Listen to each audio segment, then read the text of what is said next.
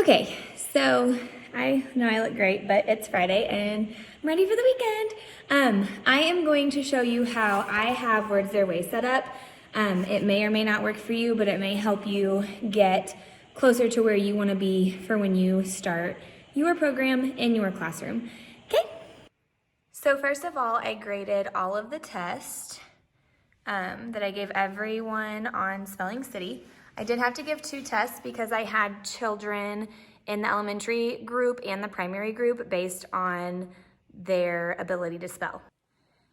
Okay, so after grading the assessment, which I just printed off the Spelling City paper and kind of went from there and then attached it to this, I grouped them. And I wrote on the top, like the late yellow book, mid yellow book, and so forth. But I also grouped them into 4 groups. My goal was to have 5 or under because when I taught this in first grade, more than that was just too much. So that also means that some kids might have got bumped up a little bit to fit into a group, or I really looked at some of the kids and maybe bumped them down or kind of configured a medium group so that I didn't have kids spread out all over the place. So yeah, I ended up with 4 groups that I will be teaching, and I went ahead and just kind of tabbed them and put them in these groups so that I could build another document that helps me do things quicker. So here's the next thing I did, and I put this on my computer, but I printed it out. But I have the blue book and who's in that group and what sort they're going to start on. So the blue group is going to start on sort 6.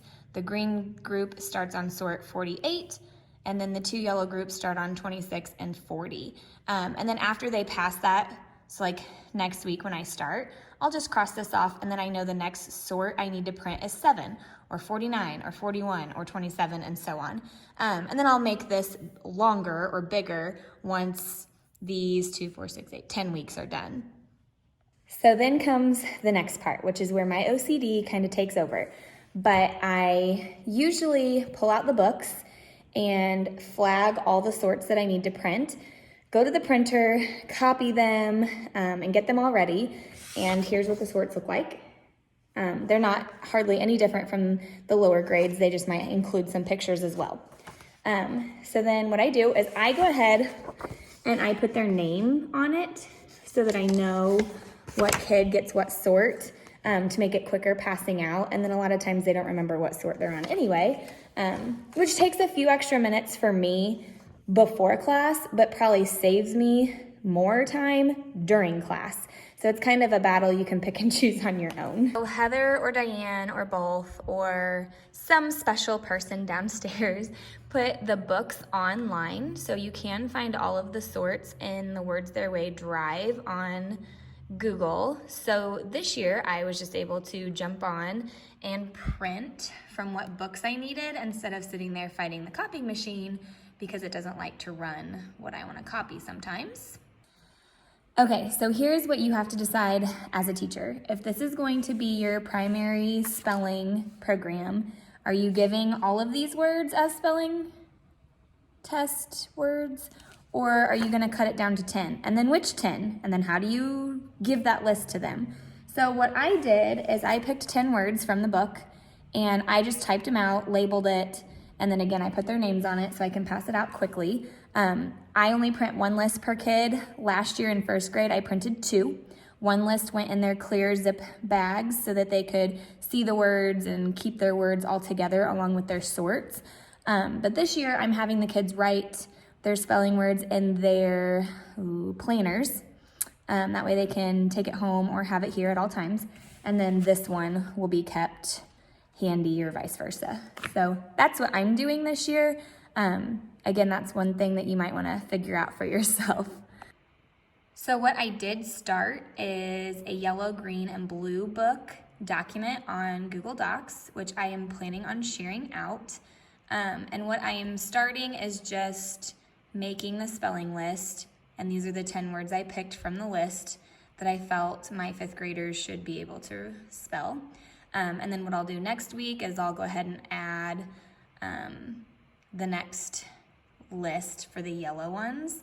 So if I share this out, you're more than welcome to help keep my organization and add to it. Here's somebody's green list too. But I will put those in the drive, so if you would like to use them, especially upper grades, you can. I know that there is a Words Their Way list that Jess Brown from Lincoln had, but I don't have it shareable. So that would be something you could look into yourself. So then the last part that I do is on Mondays, they get their sort, they get their list, and my big kids will have a baggie, and that's what they'll keep their cut up pieces in.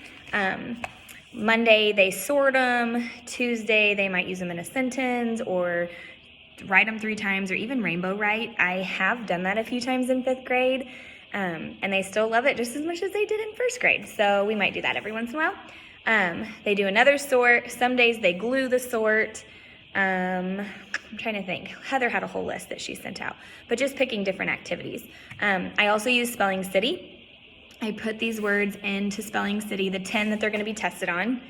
And then there are all kinds of activities. They can write a paragraph, they can do a scramble, they can fast type, all those types of things, and practice that, and that's at home or here. So then here's the part on Spelling City if you are not familiar with, you may want to zoom in and listen on. So on Fridays, I have another assignment that is just the test, and I label it test, and I leave it open from Friday morning to Monday afternoon. That way, if a kid is absent on Friday, they have the whole weekend or Monday at school to take the test.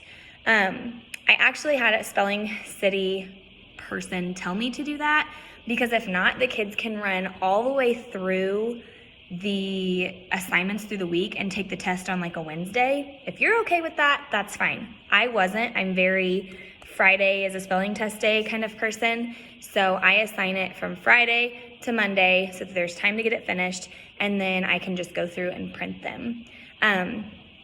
If you are lower elementary or the lower colored books, you grade just on the pattern that they are working on. Okay, so here's an example. This is what they're practicing for the week. So on Spelling City doesn't know to grade it differently. So they may actually grade all the words wrong if she doesn't spell them 100% correct. So if you are giving 2 grades, you'll have to manually grade it on their actual sort and write that on a piece of paper, or I just wrote it on the test. Then I would go back and maybe circle the grade that Spelling City gives, and then they could see it that way. And here's like how that looks.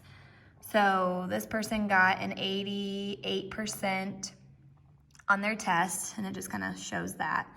But then if that was a Words Their Way test, I would have gone back and like actually graded the pattern as well. If you're not going to use Spelling City and you're going to give their traditional handwritten test, that's totally up to you. I just like Spelling City because it's quicker, and then I have a printed piece of paper that I can go back and look. Last year in 1st grade, my 1st graders took it typed from the beginning of the year, and they did wonderfully with it, so they are fully capable of doing it. It just takes a while to get used to. So maybe the first few tests you kind of just flow through and then you narrow it down. I also ended up giving the test on Fridays in small groups because I had some kids that were taking too long and they needed me sitting right there. But then some kids I could say, okay, everyone get on their computers, get on Spelling City and take it, and then let me know when you're done. And then I can just print it off. So again, whatever works for your class. I know every class's personality is different on what they can handle and maintain. So that's how I do Spelling City. I do like to get several weeks out on making my copies, which is my plan for parent-teacher conference those few days when I have a few minutes, is to get more copies made and test typed so that all I have to do is pass them out on those Mondays. Sometimes if kids aren't passing it, you shouldn't pass them on, but that'll be your discretion and based on the kid that you know.